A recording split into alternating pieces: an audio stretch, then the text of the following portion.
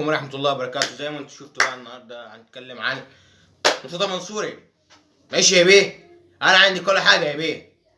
انا جاي اتكلم لكم على النهارده الاخبار اللي تمت في العالم كلها يا بيه، ان انا محدش بيقدر يسيطر عليا يا بيه. انا مرتضى منصور بحالي، قيمة العقلية، محدش بيقدر يسيطر عليا يا بيه. عندكم الكلام ده يا بيه، عندكم الكلام ده يا بيه، مش عندنا يا بيه. انا طول ما قاعد لوحدي محدش يتكلم معايا يا بيه. انا اعمل كل حاجه بمزاجي يا بيه. مش لعيبه مش عارف تلعب في كوره تبقى تتكلم معايا انا يا بيه. هرج، فكركش كنتوا بتعملوا ايه؟ فكركش حمامات كنتوا بتعملوه على نفسكم ولا ايه يا بيه؟ لما تاجوا النادي يا بيه. انا هرج، ده انا خليتكم اللعيبه يا بيه. هرج، دلوقتي جايين تكلموا معايا يا بيه. انا هرج، ما ينفعش الكلام ده معايا يا بيه. انا يا بيه انا جاي اتكلم لكم عن اللعيبه، لعيبه مظلوم في اسوان. والله لعيبه مظلوم في اسوان.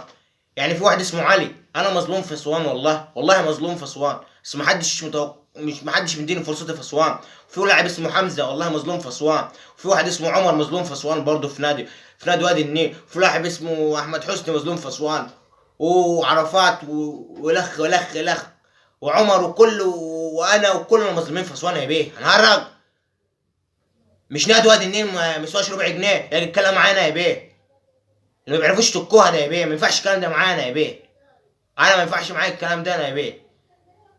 وانا بقول لهم حسب الله ونعم الوكيل فيهم والله يا بيه. ما بقولش اكتر من كده، حسب الله ونعم الوكيل فيهم يا بيه، عشان ما يبدلوش لقيمه اللاعب يا بيه. حسب الله ونعم الوكيل من مرتضى منصور، بيقول لهم حسب الله ونعم الوكيل.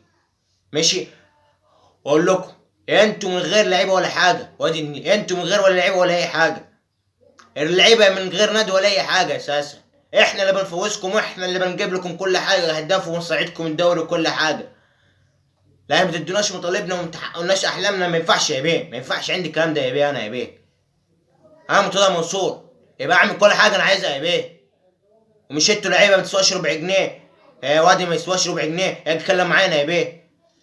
نادي الزمالك اللي عاملين فيها نادي الكرنك ده، ولا هو مش نادي الزمالك اساسا، ده نادي زلابوكا. اسمه نادي الزلابوكا حقيقته دلوقتي. اسمه كان اول حاجه نادي الفاروق، بعدين راح خلاه نادي الزمالك. ما ينفعش الكلام ده معايا يا بيه. انا يا بيه عندهم الكلام ده في البيت يا بيه.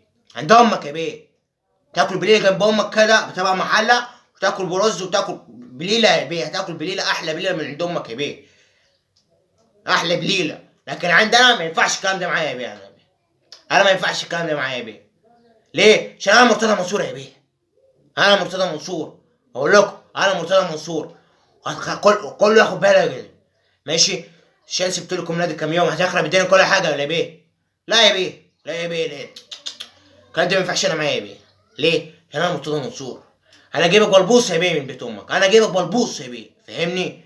انا ببدلتي اعمل كل حاجه عايزها يا بيه، انا بفلوسي اعمل كل حاجه يا بيه عايزها يا بيه. عند امك الكلام ده يا بيه، مش عندي انا يا بيه. هنهرج انا لا، انا مرتضى منصور، يبقى اعمل كل حاجه، يبقى تسكت كله يسمع كلامي. يبقى قلنا جبنك، يبقى نقول نجيب بليله، يبقى نجيب بليله عشان اللعيبه تاخد حقها. عشان لما تفطر بليله، تتعشى بليله، لازم تتعشى بليله.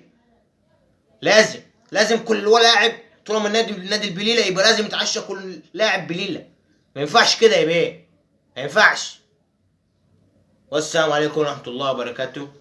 كان معكم برنامج لون الفلينة على قناة علي الملك، واستنى اخر اخبار لمرتضى منصور.